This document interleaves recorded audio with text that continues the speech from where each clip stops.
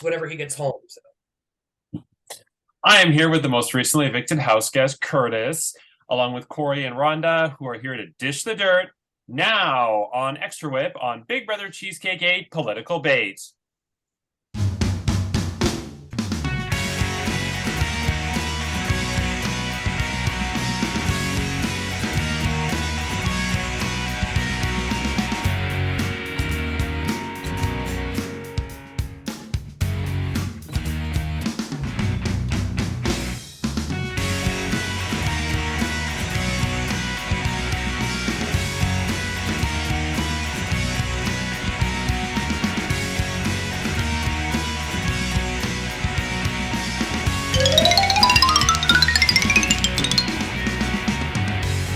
Hello, I'm Andrew Shevsik Moonves. Welcome to Big Brother Cheesecake 8 Political Bait.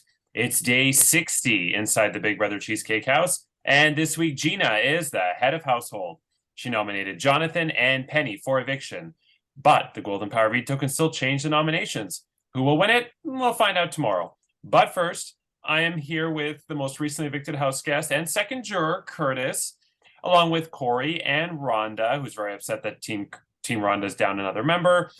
Joanne couldn't be here because she's having an emergency boob reduction from 44 double Qs to modest 38 double Fs. And Michael is docking with his boyfriend cross country. One is in San Fran, the other's in New York, and Kendra can see it from Oklahoma, so she waves to it. So, Kurtis, you know this is coming. You know I love you, obviously. But why are you so hot? No. Why did you do so much acrobatics week 5 to save Davey and get Brooke, who had the poo, out of the game? Okay. Well, I actually don't regret that at all. I'm really proud of that. I feel like even though Brooke had this poo thing, you said it yourself, she had 3 weeks to use it. If she went HOH in either of the 2 weeks, I was not safe. Or if Davey went HOH, I was safe. Not just because he was a liberal. Like you were saying that we didn't talk in our liberal chat, but there's only 2 of us. So we were talking every day and we got along really well. So for me, like the fun of the game is like influencing votes where I can, right? So I did this really cool thing, I think, by saving Davey. I think what killed me was the instantaneous feedback from you guys when you got on here and said, that was so stupid of everybody to do, because that makes people think, okay, why did I do that? Right? And then they're able to question themselves. And then you let Brooke play in the HOH challenge, which was just eliminate who you don't want to win. In fairness, I was going to keep my mouth shut, and Michael was the one that started that when he went off on. And I was going to say, me and Rhonda didn't say much. But we did have an asterisk that was like, yeah, but we did do the same thing with Caitlyn, so it was like we're no better. But you weren't evicted the week that you and Brooke played your Colossal at the same time, so that really wasn't what killed you. Well, I probably would have if Sean didn't quit. Oh, okay. Yeah. So you think you would have been evicted that week? I think it's still up in the air, but I think there's a pretty good chance. I don't know. I don't regret that at all. And I think if Davey had won HOH in any of the ensuing weeks, I think I would have been in a really good spot, right? I also want to address, everybody keeps saying that I like actively like pushed Davey out of the alliance. I either didn't do that or I like offhandedly said, okay, he doesn't need it to be added, but I certainly was not like not wanting to be in an alliance with Davey. I really like Davey. So actually, Michael's here. I'm going to let him in just a second. Yeah, I can contest. So I guess like I can spill the beans slightly. Oh wait, you're. I was just going to ask, can you speak to that? Because that was something that a lot of people, you ended up on the map because of that. A lot of people thought you pushed Davey out, but then you wanted to save him, and it didn't make sense, and they were kind of confused. So can you speak to that a little bit more?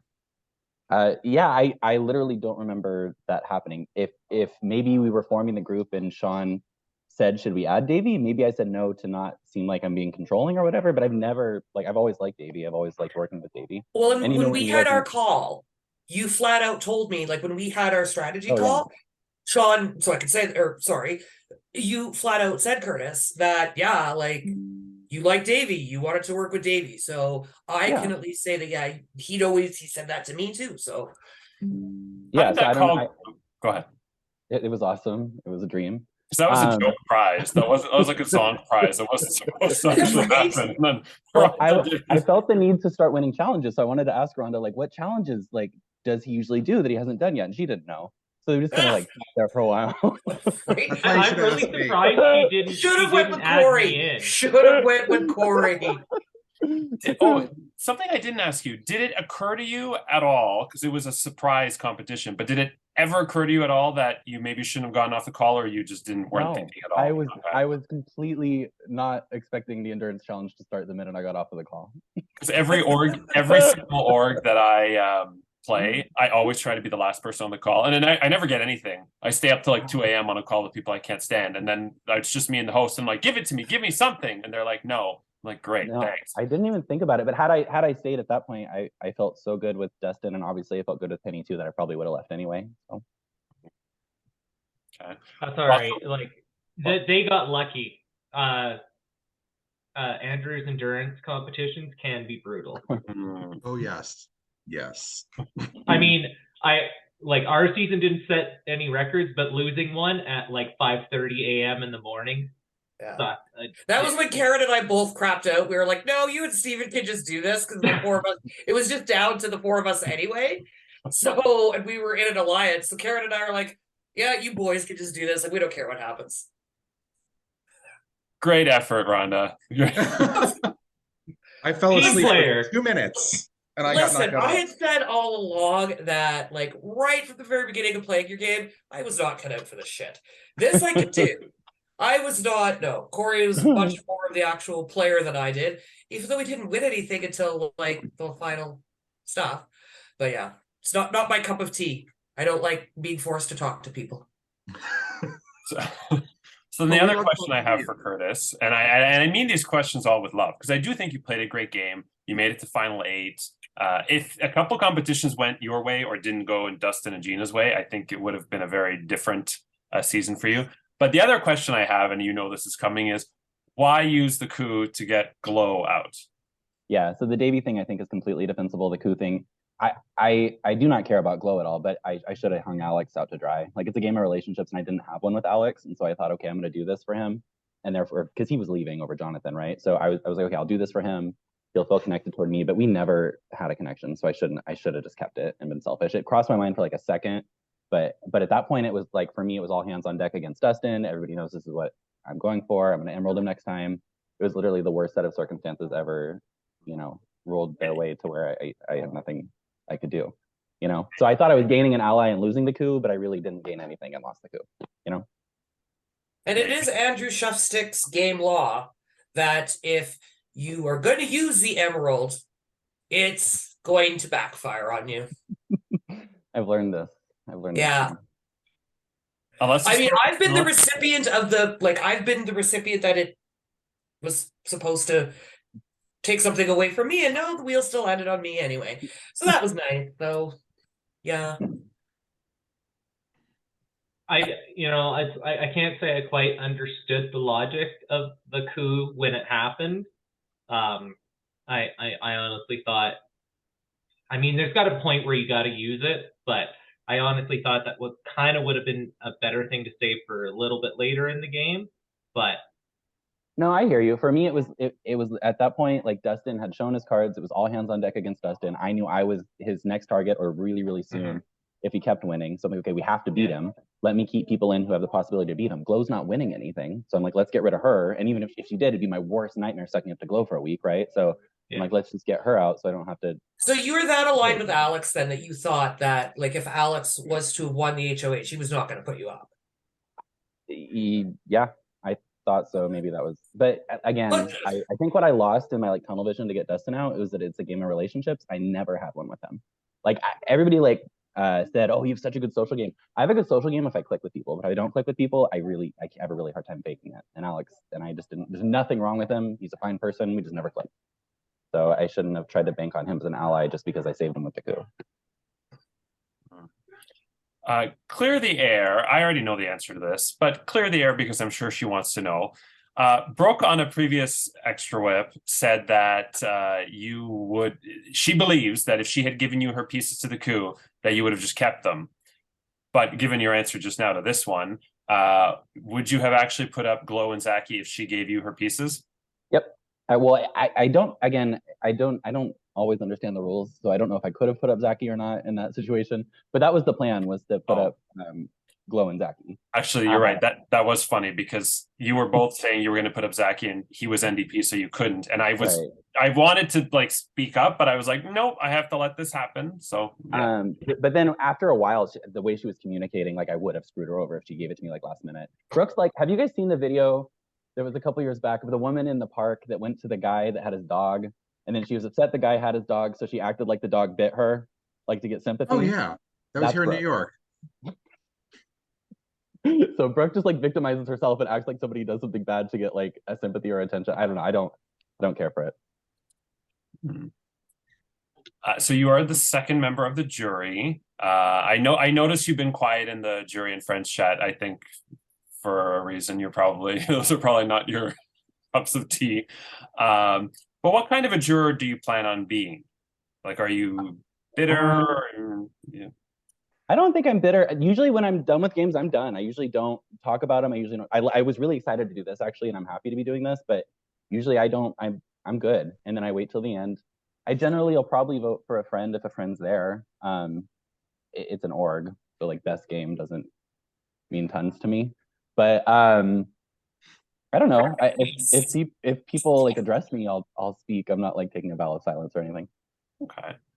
But I mean, it is you are one of 7 people who will be voting to give somebody $800 Canadian. So it's important that it is a big deal. I know it's just an org, but it's also money. So yeah, for sure. I think how I see this playing out, like again, this game's all about Dustin and has been for a really long time. So I think until he leaves, there's not a ton to talk about, right? Either he's going to make it all the way and likely win, or he's going to leave, and then they'll be probably more exciting. That's what I was just going to ask: is if he makes it, do you think he's pretty much guaranteed to win, or do you think that there's someone making moves enough in the back?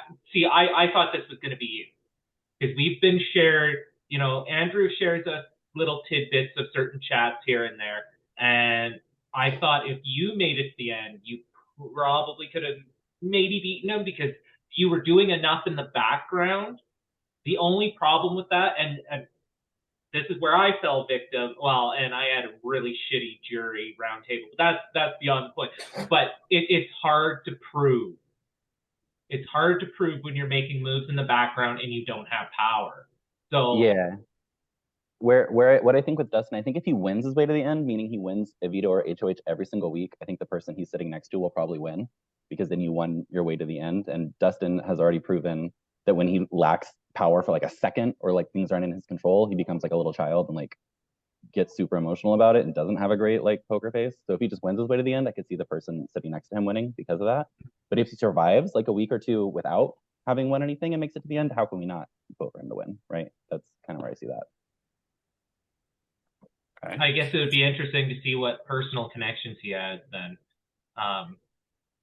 Week that he was going to be backdoored, right? Just because I don't want to give away what people might be, right, that are still in the house, I guess. But did you know about that? Like, was there a concerted effort? Like, I can't figure out how that just didn't happen. How like nobody could not have foresaw this coming. We already that early were like, they got to get him out. Like we were sitting, well, other than Michael, because he's on Team Michael, but like we saw that he could very easily, run the game, and we were just really shocked that never. At least I was really shocked that never transpired. Well, I mean, for me, I wasn't foreseeing myself winning a whole lot. So if I knew I was his like 2-3 like up there, then I would have ridden that train till the wheels ran off, right? So it's all relative. For people like Alex or Penny or Jonathan, they better win something and they better get him out. But if somebody like Zaki or Gina is going to be taken by him, why not keep him there, right? Because he's always going to be the shield. The risk you run is he does make it to the end.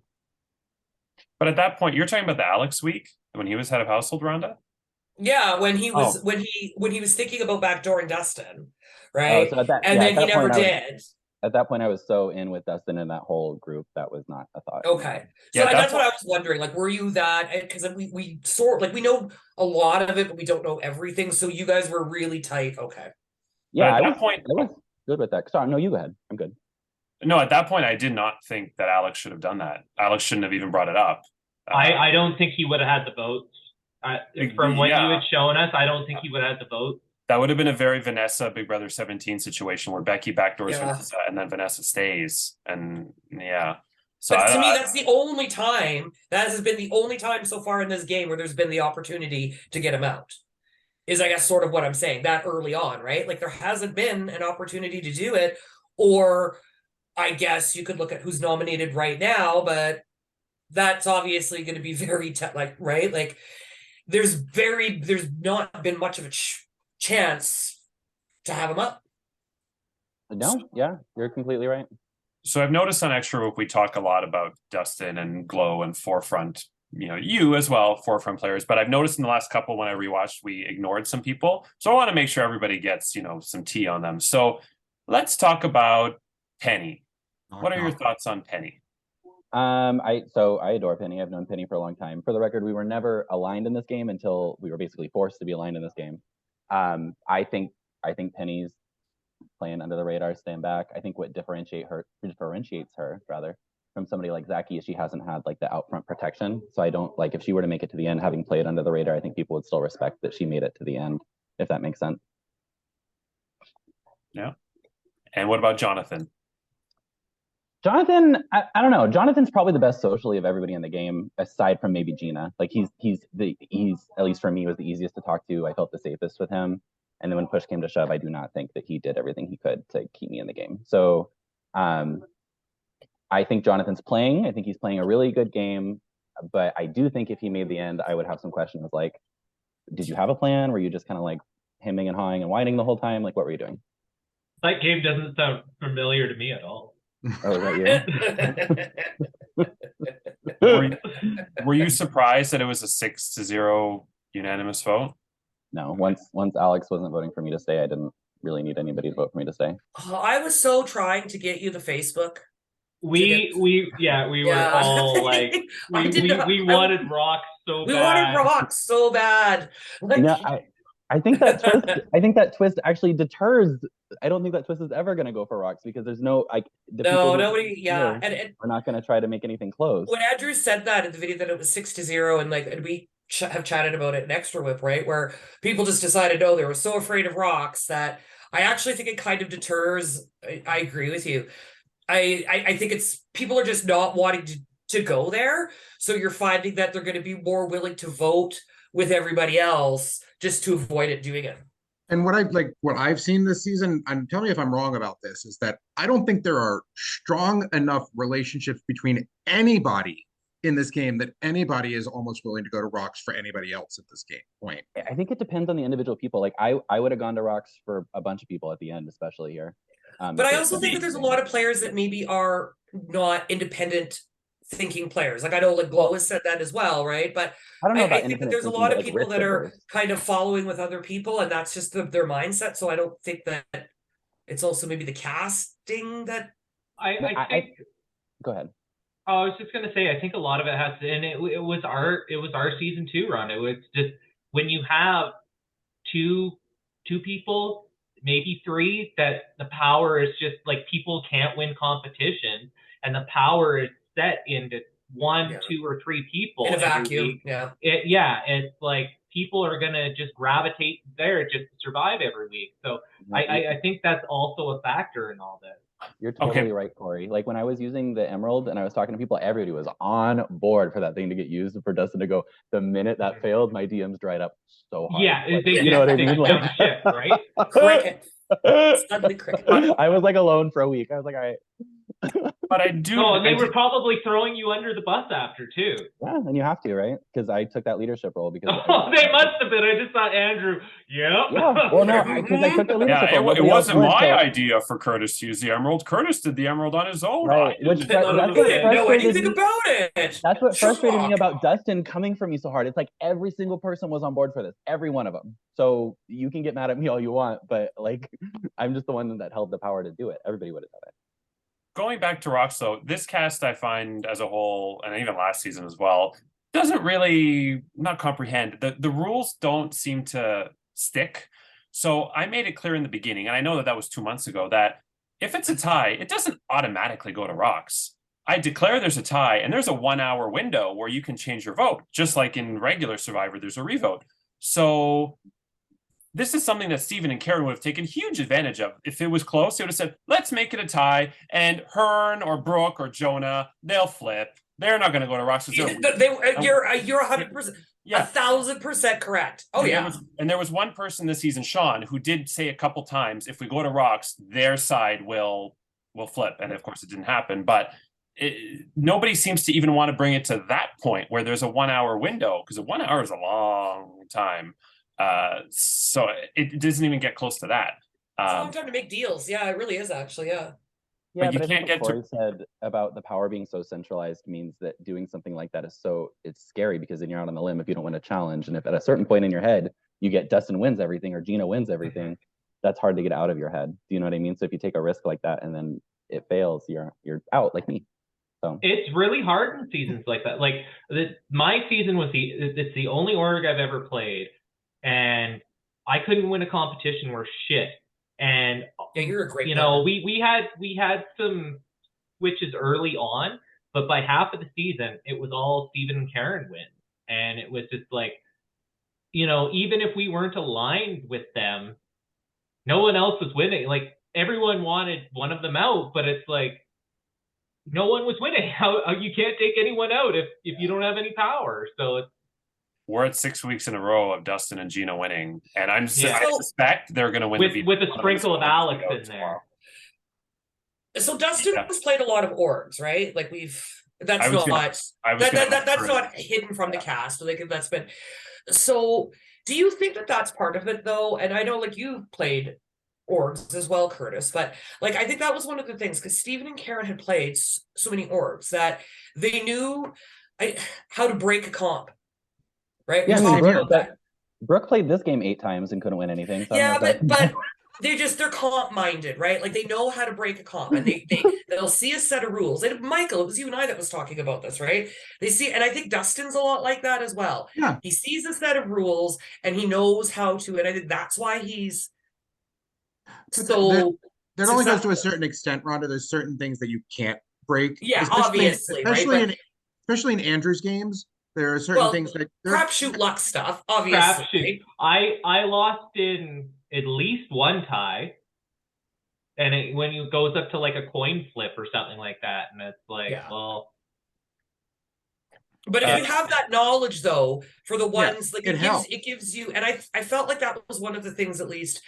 And so if you have a cast, like that was one of the things that I found as a challenge, was I'd never done this before. So, you know, what's this comp? What do I got to do? And, you know, you're just so focused. So maybe I don't know how many people are new to playing orgs that are on your season this year, Andrew, but like maybe that could be part of it too.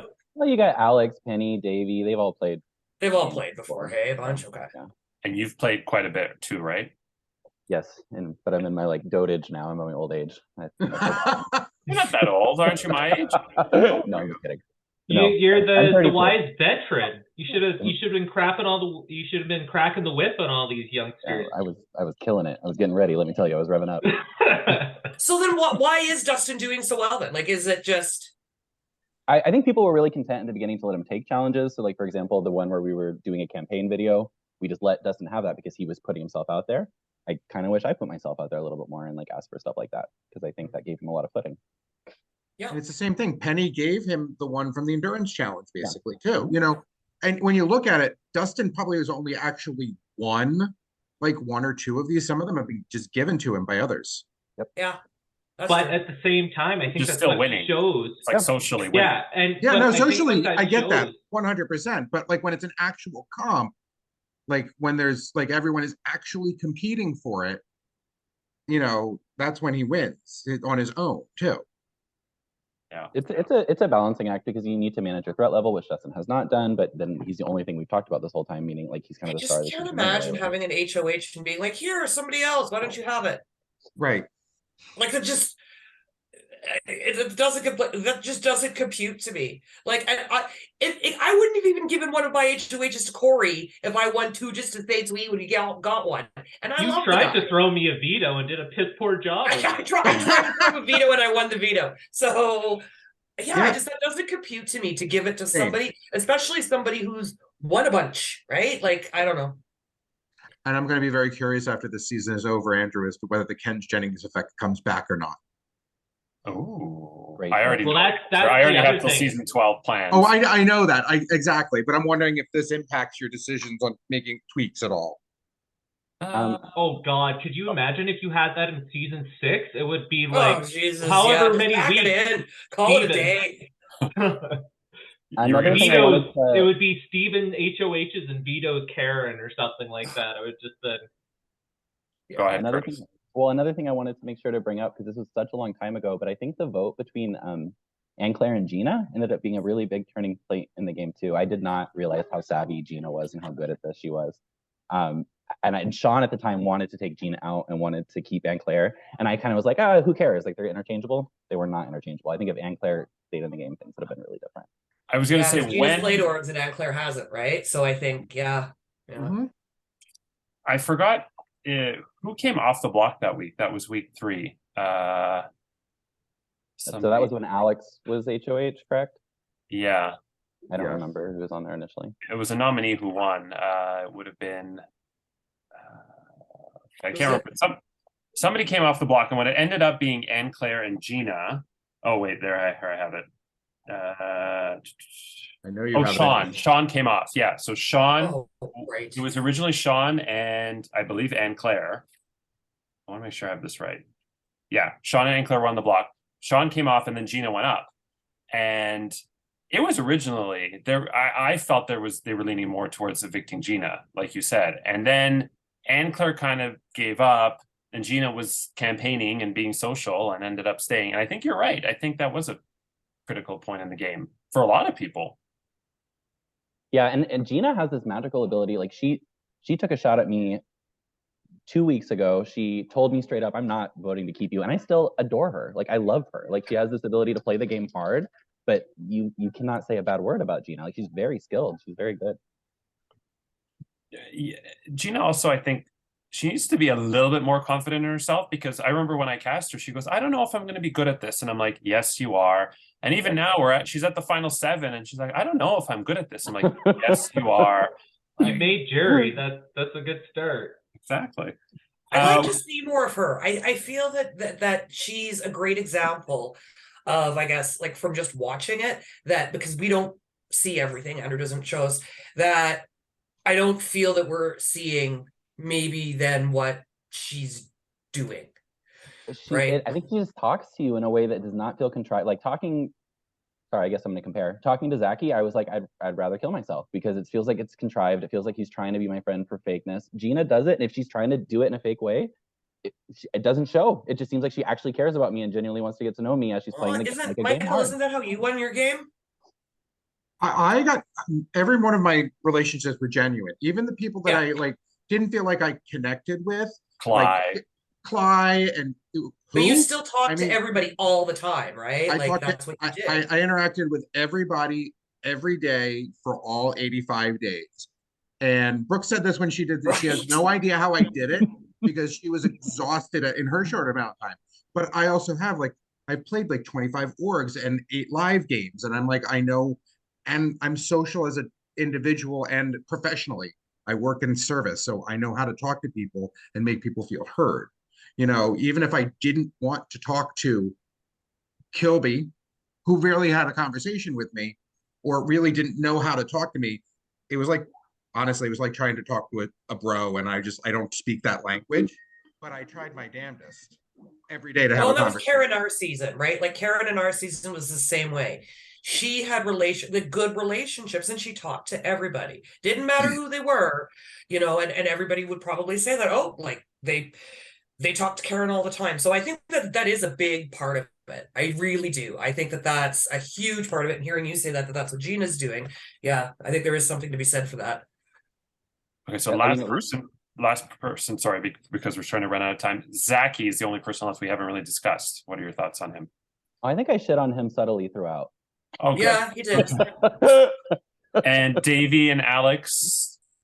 Davey, I adore. If he lived here, I think we'd be really good friends. Like I really love Davey. And Alex, again, I think we're ships passing in the night. We're very different personalities. We never connected. And I do blame him for me leaving, which is fine. He had a better relationship with Davey, but So you were the second member of Team Rhonda who is evicted. Rhonda's down to just Jonathan and Penny, who are on the block. I only had one that currently. was evicted. The other one walked away.